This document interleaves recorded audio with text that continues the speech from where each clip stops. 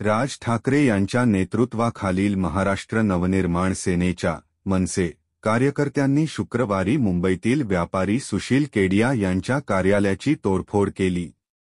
केडिया यांनी मराठी शिकण्याची शपथ घेतल्याच्या काही दिवसांनंतर केडिया यांनी ही कारवाई केली. ही घटना कॅमेऱ्यात कैद झाली आहे, ज्यामध्ये राज ठाकरे यांचे 5 ते 6 समर्थक कार्यालयावर विटांसारखे दिसणारे काही फेकताना दिसत आहेत. ते निळ्या प्लास्टिकच्या पिशव्यांमध्ये या विटा घेऊन जात होते. हल्ला रोखण्यासाठी एक सुरक्षा कर्मचारी धावत आला, पण पिशव्या रिकामी केल्यानंतरच ते थांबले.